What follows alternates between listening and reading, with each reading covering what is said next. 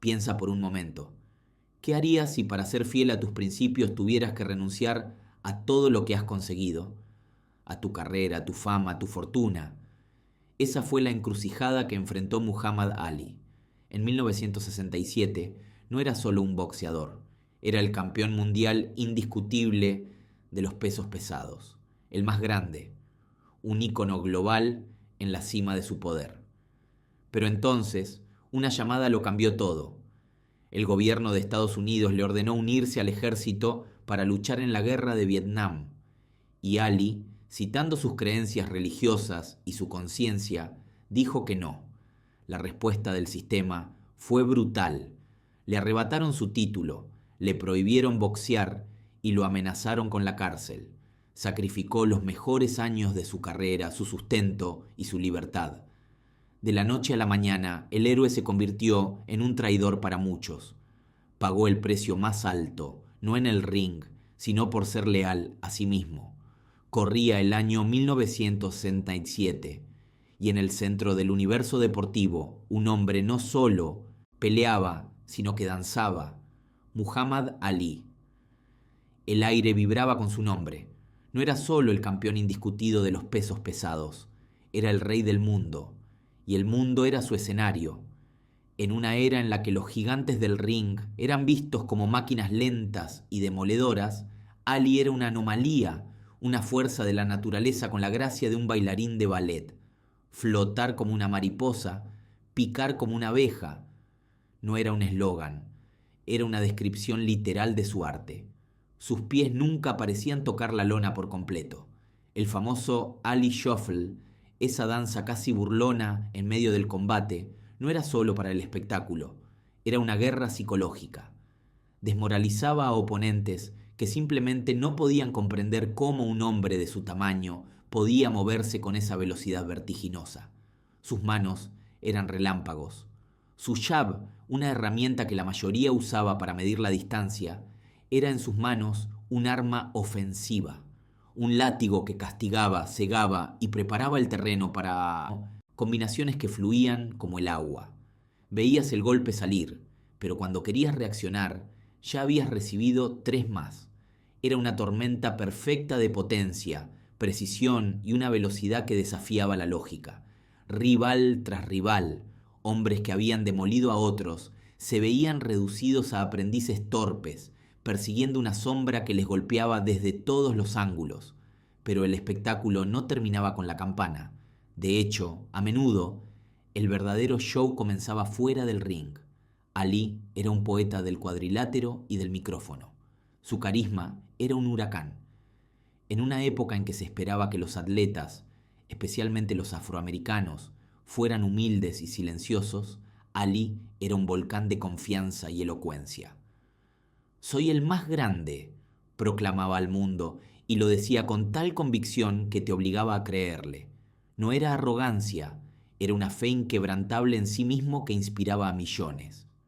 Con su ingenio afilado, convertía las ruedas de prensa en eventos imperdibles. Bautizaba a sus oponentes con apodos ingeniosos, predecía el asalto exacto en el que caerían y recitaba poemas que se burlaban de ellos. Transformó el boxeo de un simple deporte a una saga épica, donde cada combate era un nuevo capítulo con un héroe carismático y un villano que estaba destinado a caer. Su fama se había derramado mucho más allá de las cuerdas del ring. Era una figura global. En una década de profundos cambios sociales y lucha por los derechos civiles, Ali era más que un atleta. Su conversión al Islam y el cambio de su nombre de Cassius Clay a Muhammad Ali no fue solo una decisión personal, fue una declaración de identidad, de orgullo y de independencia que resonó en todo el planeta. Era joven, era guapo, era articulado y no tenía miedo de decir lo que pensaba, sin importar cuán controvertido fuera. Así que en 1967, cuando veías a Muhammad Ali, no estabas viendo solo al campeón, estabas viendo un fenómeno cultural, un símbolo de cambio, una fuerza de la naturaleza envuelta en guantes de boxeo.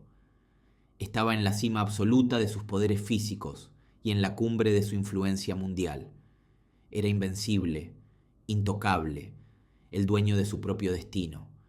El mundo entero lo observaba, conteniendo la respiración, sin saber que el mayor combate de su vida no se libraría sobre una lona, sino en los tribunales de la conciencia y la justicia. Pero en ese momento, en esa cumbre dorada, él era simple y llanamente el hombre más grande del mundo, en la cima del mundo. Imagínalo. Eres joven, carismático, invencible. Eres el campeón mundial de los pesos pesados. Flotas como una mariposa y picas como una abeja. El mundo entero corea tu nombre, un nombre que tú mismo elegiste, Muhammad Ali. Has conquistado el universo del boxeo. Eres un ícono cultural, un símbolo de fuerza y de una confianza que roza la arrogancia divina. Cada golpe, cada entrevista, cada poema te hace más grande. El dinero, la fama, la adoración, todo es tuyo. Estás en un lugar con el que la mayoría de la gente solo puede soñar. Pero entonces, en medio del rugido de los aplausos y el destello de los flashes, una llamada diferente llegó a su puerta. No era un retador por el título ni un contrato millonario. Era un sobre oficial del gobierno de los Estados Unidos. Dentro, una orden fría e impersonal. Debía alistarse para servir en el ejército y luchar en la guerra de Vietnam. Para la mayoría de los hombres de su edad, esa orden era el fin de la discusión.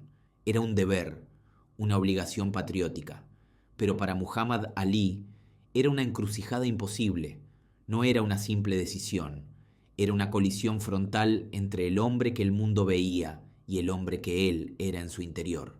Y entonces se negó, rotundamente. No fue una negativa susurrada o una evasiva legalista. Fue una declaración pública, desafiante y sin disculpas.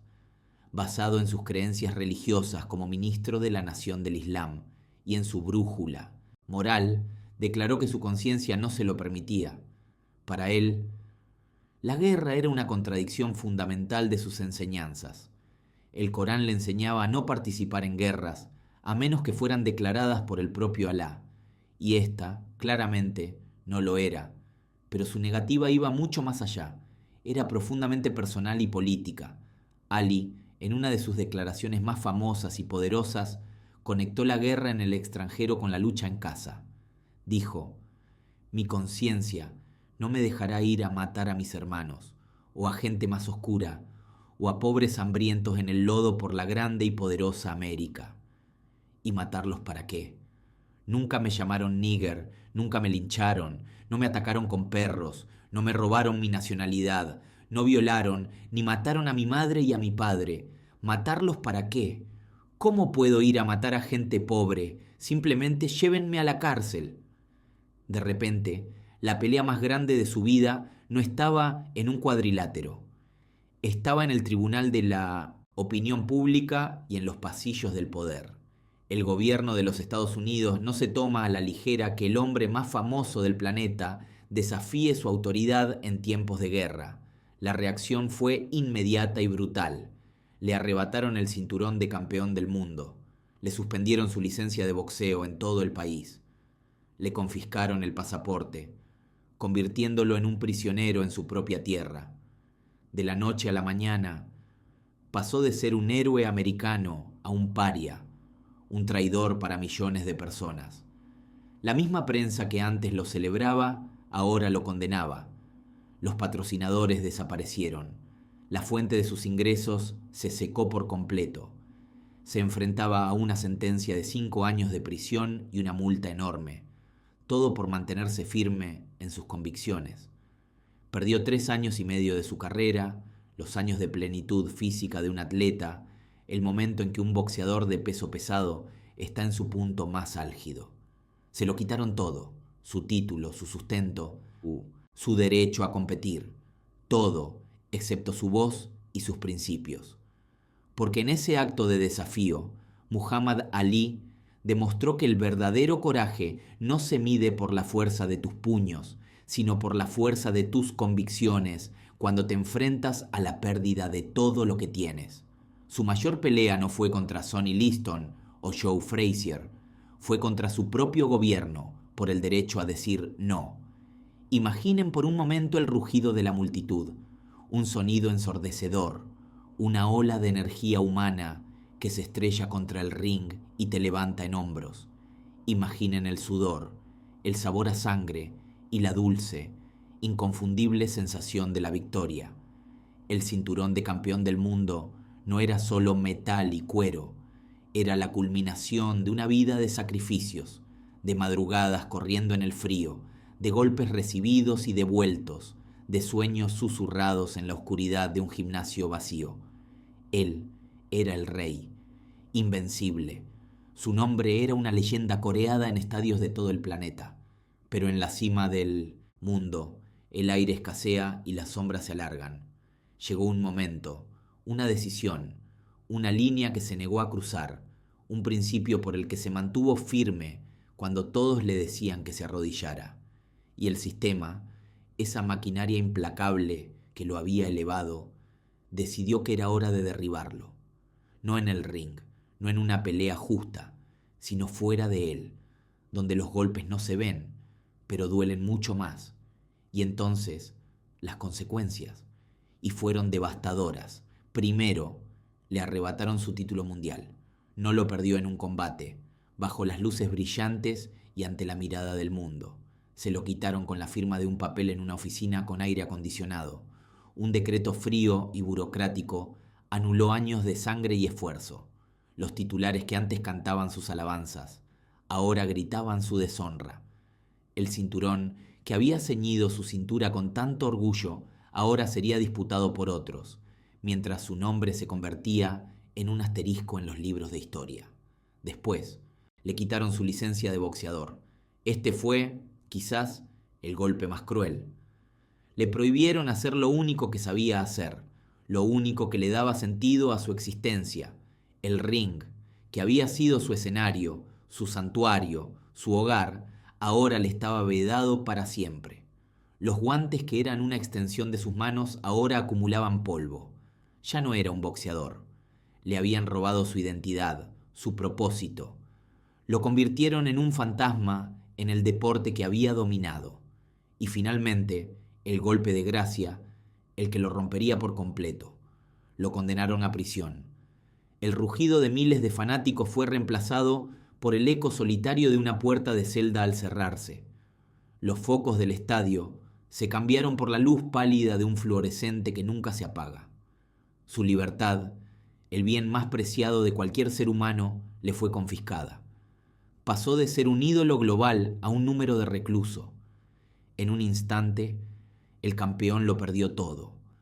El mundo que lo había adorado le dio la espalda con una velocidad vertiginosa. Los amigos del campeón, los que le daban palmadas en la espalda y bebían de su copa, desaparecieron como la niebla al amanecer. El séquito se desvaneció. El dinero se esfumó en abogados y multas. Quedó solo, rodeado por 4 paredes de hormigón, con el único eco de sus propios pensamientos. Los días se convirtieron en un lienzo gris de monotonía, cada amanecer igual al anterior, una tortura silenciosa para un hombre acostumbrado a la acción, a la gloria, al ruido. Pero aquí es donde la historia se vuelve más profunda. ¿Qué queda cuando te quitan todo lo que te define? Cuando te arrancan el título, la profesión y la libertad. Le quitaron el cinturón, pero no los años de sacrificio que lo forjaron. Le quitaron la licencia, pero no la disciplina de acero grabada en su alma. Le quitaron la libertad, pero no la fortaleza de su convicción, esa misma que lo había llevado a ese oscuro lugar. El mundo lo había despojado de su corona, pero dentro de los muros de una celda, el hombre comenzaba una pelea diferente. La más difícil de todas, la lucha por encontrarse a sí mismo de nuevo, no como el campeón que fue, sino como el hombre que siempre había sido. 1967. Muhammad Ali es el campeón indiscutible de los pesos pesados. Es joven, rápido, carismático y está en la cima del mundo, en el apogeo absoluto de su poder físico. Y de repente, silencio. El rugido de la multitud es reemplazado por el eco de un tribunal. El cuadrilátero por un exilio forzoso. Durante casi 4 años, A Muhammad Ali le fue arrebatado todo aquello por lo que había luchado. Le quitaron su licencia de boxeo, le despojaron de su título de campeón y le prohibieron ejercer su profesión en el momento más crucial de su carrera. La razón de este exilio fue su negativa a ser reclutado por el ejército de los Estados Unidos para luchar en la guerra de Vietnam. Como ministro de la Nación del Islam y objetor de conciencia, su postura era firme y clara. Su famosa declaración resonó en todo el mundo. Yo no tengo ningún problema con el Viet Cong. Ningún vietnamita me ha llamado nunca nigger. Para el sistema establecido, esto era un acto de traición. Para Ali, era un acto de fe y de principios. Muchos atletas en su posición se habrían desvanecido en la oscuridad, esperando que el tiempo resolviera su situación. Pero Ali no desapareció. Al contrario, el hombre que fue silenciado en el ring encontró una voz aún más potente fuera de él. Los mejores años de su vida atlética, esos que van de los 25 a los 29, se perdieron para el deporte, pero se ganaron para la historia. Los cuadriláteros fueron reemplazados por auditorios universitarios, los gimnasios por centros comunitarios y los micrófonos de los periodistas deportivos por los de los mítines, por los derechos civiles. Ali se embarcó en una gira de conferencias por todo el país, encontrando una nueva audiencia en una juventud que, como él, cuestionaba la autoridad y se oponía a la guerra. Aquí, el Ali fanfarrón y poeta del ring evolucionó. Su legendaria rapidez de palabra, antes usada para burlarse de sus oponentes, ahora se afilaba para desmantelar argumentos políticos y sociales con una lógica impecable y un carisma arrollador. No leía discursos preparados, hablaba desde el corazón con una convicción que era imposible ignorar. En sus charlas, conectaba magistralmente la lucha por los derechos civiles en casa con la guerra en el extranjero. Cuestionaba la lógica de enviar a jóvenes negros a miles de kilómetros para luchar por una libertad en el sudeste asiático que no tenían en las calles de Alabama o Mississippi. Hablaba de la injusticia racial, de la hipocresía de un sistema que le exigía lealtad mientras se la negaba a su gente. Se convirtió en una de las figuras más polarizantes de Estados Unidos. Para muchos, era un traidor que eludía su deber patriótico. Lo vilipendiaron en la prensa y fue objeto de un odio inmenso. Pero para millones de otros, especialmente para la comunidad afroamericana y para el creciente movimiento contra la guerra, se convirtió en un héroe. Era un símbolo de integridad, un hombre dispuesto a sacrificar su fama, su fortuna y su libertad por sus creencias. Su sacrificio le dio una autoridad moral que ningún cinturón de campeón podría otorgarle. Durante estos casi 4 años, Muhammad Ali se transformó de un célebre atleta a un líder global. Trascendió el deporte para convertirse en una voz de la conciencia de una nación en crisis. Mostró a otros atletas que su plataforma podía ser utilizada para algo más que vender productos, que podían ser agentes de cambio. Finalmente, en 1971, la Corte Suprema de los Estados Unidos anuló su condena por evasión del servicio militar y se le permitió volver a boxear. Cuando regresó al ring, no era exactamente el mismo Ali. Había perdido un ápice de su legendaria velocidad, un destello de esos reflejos sobrehumanos.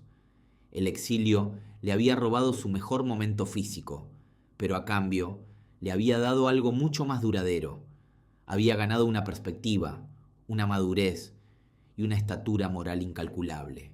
El hombre que volvió al cuadrilátero no era solo el campeón de los pesos pesados, era el campeón del pueblo, un icono forjado no en la victoria de un combate, sino en la soledad de la convicción. 3 años, 7 meses y 4 días. Ese fue el precio que Muhammad Ali pagó por sus convicciones. Le arrebataron su licencia, su pasaporte y el título de campeón mundial de los pesos pesados que tanto le había costado ganar. Sus años dorados como atleta, entre los 25 y los 29, se consumieron no en salas de tribunales y en un exilio forzado del único mundo que conocía, sino en el ring donde su leyenda se había forjado. El hombre más rápido y elocuente del planeta había sido silenciado, condenado al ostracismo en la cima de Mauai, su poder. Mientras él hablaba en campus universitarios para sobrevivir, la división de los pesos pesados siguió adelante sin él. Nuevos y feroces leones reclamaban el territorio que él había abandonado. El trono que dejó vacante no había esperado. Un nuevo rey, brutal e implacable, se había sentado en él. Smoking Joe Frazier, un tren de mercancías humano con un gancho de izquierda que podía apagar las luces de cualquier ciudad. El mundo del boxeo tenía un nuevo campeón indiscutible, y el nombre de Ali comenzaba a sonar como un eco del pasado, una leyenda de un tiempo anterior. Pero Ali nunca dejó de luchar. Su batalla no era con los puños, sino con la ley. Apelación tras apelación, puerta tras puerta, su equipo legal llevó su caso a través del laberinto del sistema judicial estadounidense. Y entonces, el 28 de junio de 1971, llegó la noticia que sacudió al mundo del deporte y de los derechos civiles. La Corte Suprema de los Estados Unidos, en una decisión histórica y unánime, anuló su condena. La batalla legal había terminado. Muhammad Ali era un hombre libre para volver a hacer lo que mejor sabía: boxear. La noticia fue una explosión de júbilo, pero inmediatamente dio paso a una pregunta profunda, una duda que flotaba en el aire de cada gimnasio y cada redacción deportiva del mundo. Tras casi 4 años fuera, ¿qué Ali regresaría al cuadrilátero? El exilio no solo le había robado tiempo, le había robado ritmo, le había robado el filo de la competición. El boxeo es un arte cruel que no perdona las ausencias. La velocidad, ese don casi sobrenatural que le permitía bailar alrededor de gigantes como si fueran estatuas, ¿seguiría ahí? ¿Y su resistencia? ¿Podría su cuerpo, ahora más cercano a los 30, soportar el castigo de los nuevos asesinos de la división? El mundo se preguntaba si el Ali, que regresaba, seguiría siendo el más grande. La duda era legítima. El joven Cassius Clay, que había sorprendido al mundo contra Sonny Liston, era un prodigio de reflejos y movimiento. El Ali campeón era una sinfonía de velocidad y precisión, pero el hombre que ahora se preparaba para volver era una incógnita. Había perdido los años en los que un boxeador consolida su grandeza. Su primera pelea de regreso contra Cherry Quarry no fue solo un combate, fue un referéndum. Cada movimiento fue analizado bajo un microscopio. Era su jab tan rápido, seguía flotando como una mariposa. El Ali que subió al ring esa noche era diferente, quizás un poco más lento, un poco más anclado al suelo. Ya no era el bailarín etéreo de antes, pero en sus ojos ardía el mismo fuego, y en sus puños, aunque quizás no tan eléctricos, había una nueva pesadez, una nueva determinación forjada en la frustración y la injusticia. Ganó esa pelea, y la siguiente, pero no eran victorias que disiparan todas las dudas, eran más bien la confirmación de que el corazón del campeón seguía latiendo. El Ali, que regresaba, no era una copia del que se fue. Era un hombre cambiado por la adversidad, un luchador que ahora entendía que la fuerza no solo reside en la velocidad de los pies, sino en la resistencia del espíritu. La pregunta ya no era si seguía siendo el mismo. La verdadera pregunta era si esta nueva versión, más sabia, más dura y con algo que demostrarle al mundo entero, podría ser, de alguna manera, aún más peligrosa. El camino para recuperar su corona apenas comenzaba, y los leones, más feroces, con Joe Frazier a la cabeza, lo estaban esperando. Y así, después de años de exilio y batallas de regreso, su camino lo llevó a un clímax que parecía sacado de una leyenda, un enfrentamiento que resonaría por siempre en la historia del deporte. El escenario, Kinshasa, Zaire, en 1974. El evento, la Rumble in the Jungle, la pelea en la selva. Frente a él se erigía una montaña humana llamada George Foreman. Foreman no era solo el campeón, era un monstruo invencible, una máquina de demolición que había aniquilado a los 2 únicos hombres que habían derrotado a Ali. Joe Frazier y Ken Norton. Los había despachado con una facilidad aterradora, como si fueran meros principiantes. Foreman era más joven, más fuerte, y su pegada era considerada una de las más devastadoras de todos los tiempos. Tenía una mirada fría y vacía que prometía destrucción. Los expertos no se preguntaban si Ali perdería, sino en qué asalto caería y cuánto daño sufriría en el proceso. Daban a Ali, con sus 32 años, por acabado, una reliquia gloriosa a punto de ser sacrificada. La noche de la pelea, la humedad se pegaba a la piel. El mundo entero observaba, la mayoría esperando una ejecución. Sonó la campana y Ali hizo lo impensable. En lugar de bailar, de usar su famosa velocidad para mantenerse alejado del poder de Foreman, se fue directamente hacia las cuerdas. Se recostó sobre ellas, cubriéndose, invitando al monstruo a atacar. El público y los comentaristas quedaron atónitos. ¿Qué estaba haciendo? Parecía un suicidio. Foreman, confundido pero ansioso por terminar la pelea, aceptó la invitación. Empezó a descargar una tormenta de golpes brutales, golpes que habían derribado a todos los demás. Sus puños caían como mazos sobre los brazos, los hombros y el cuerpo de Ali. Asalto tras asalto. La escena era la misma. Foreman golpeando sin piedad y Ali recostado en las cuerdas, absorbiendo el castigo, susurrándole al oído a su rival entre golpes: «Es todo lo que tienes, George. Me dijeron que pegaba fuerte». Era una estrategia de una genialidad y un coraje sobrehumanos. Lo que el mundo no veía era que Ali estaba usando la elasticidad de las cuerdas para disipar la fuerza de los impactos. Estaba dejando que el campeón se vaciara, que gastara toda su energía golpeando un objetivo que se negaba a caer. La selva de Zaire no solo era el escenario, sino también un factor. El calor y la humedad estaban agotando al coloso de Foreman mucho más rápido de lo que él imaginaba. Hacia el séptimo asalto se empezó a notar un cambio. Los puños de Foreman ya no tenían la misma velocidad, el mismo poder explosivo. Su ritmo bajó. El cazador estaba exhausto y Ali, a pesar del castigo recibido, seguía ahí, con la mirada clara, esperando su momento. Y entonces, en el octavo asalto, llegó. Ali vio la apertura. Foreman lanzó un gancho lento y cansado. De repente, como una cobra, Ali salió de las cuerdas. Explotó con una combinación de golpes rápidos y precisos que nadie creía que aún poseía. Un derechazo fulminante conectó limpiamente en la mandíbula de Foreman. El campeón invencible se tambaleó.